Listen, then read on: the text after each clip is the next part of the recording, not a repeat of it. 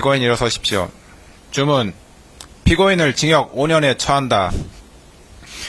이상에서 본 바와 같이 공소사실 중 국무위원들의 심의권 침해 관련 직권남용 권리행사 방해죄 중 소집 통지를 받지 못했던 국무위원 7인에 대한 부분, 허위공문서 작성죄, 대통령 기록물 관리에 관한 법률 위반죄, 공용서류 손상죄, 대통령 등의 경호에 관한 법률 위반 교사죄, 특수공무집행 방해죄, 1차 체포 및 수색영장 집행 저지 관련 직권남용 권리행사 방해죄 및 2차 체포 및 수색영장 집행 저지 관련 직권남용 권리행사 방해죄, 범인도피 교사죄는 각 유죄로 인정되고, 국무위원들의 심의권 침해 관련 직권남용 권리행사 방해죄 중 소집통지를 받았으나 미처 출석하지 못한 국무위원 2인에 대한 부분, 허위 작성 공문서 행사죄, 허위 공보 관련 직권남용 권리행사 방해죄는 각 무죄로 판단됩니다.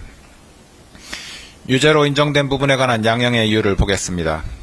유죄로 인정된 범죄들은 일부 상상적 경합범 관계 및 실체적 경합범 관계에 있으므로 형법과 관련 법률에 따라 법률상 처단형의 범위를 산정하면 피고인에 대하여 징역 1개월 이상, 징역 11년 3개월 이하의 형을 선고할 수 있습니다.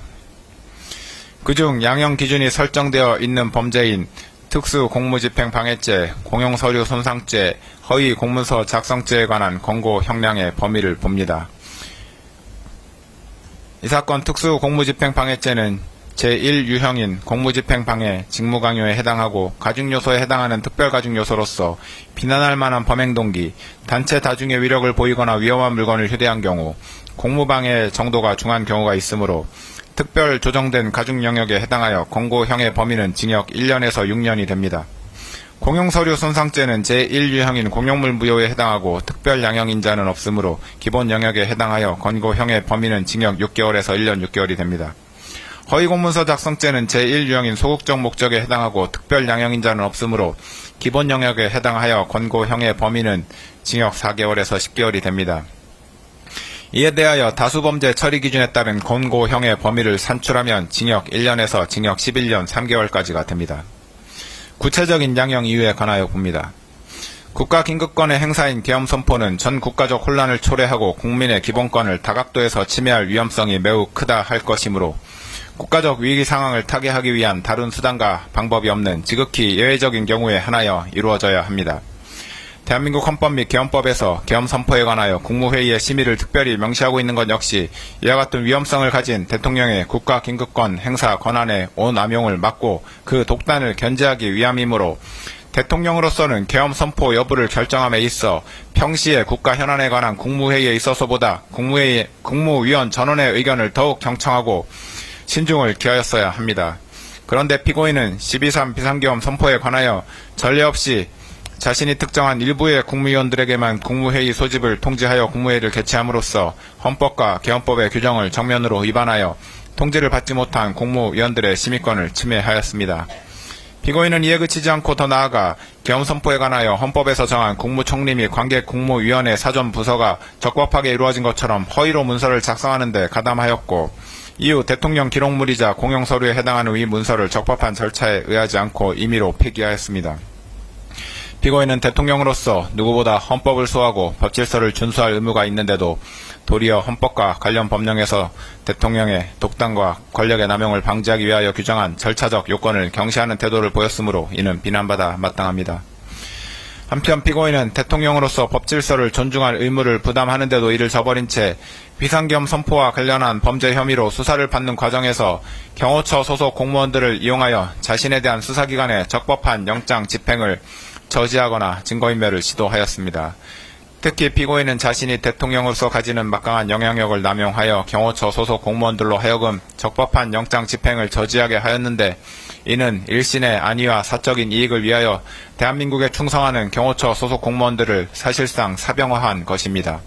이와 같은 공무집행 방해 범행은 정당한 공권력 행사를 무력화시키고 국가의 법질서 기능을 저해하는 중대한 범죄에 해당하는 점, 피고인이 범행에 이르게 된 경위, 구체적인 범행 내용 등에 비춰보면 피고인의 죄질이 매우 좋지 아니합니다. 그런데도 피고인은 이 사건 범행에 관하여 납득하기 어려운 변명으로 일관하면서 자신의 잘못을 반성하는 태도를 전혀 보이고 있지 아니합니다.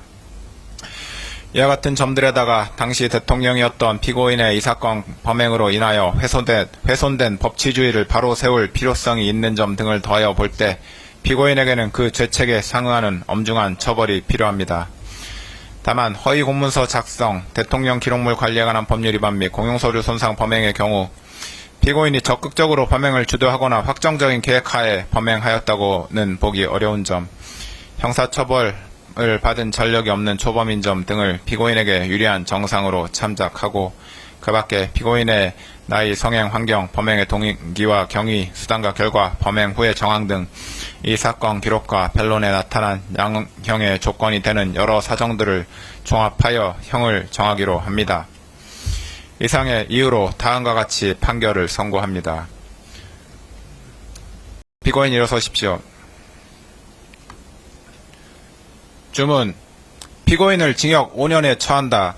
이 사건 공소사실 중 허위 작성 공문서 행사의 점 및 허위 공보 관련 직권남용 권리 행사 방해의 점은 각 무죄. 피고인은 이 판결에 불복이 있으면 오늘부터 7일 이내에 이 법원에 항소장을 제출하여 항소할 수 있습니다. 이상으로 판결 선고를 마쳤습니다. 피고인은 퇴정하십시오.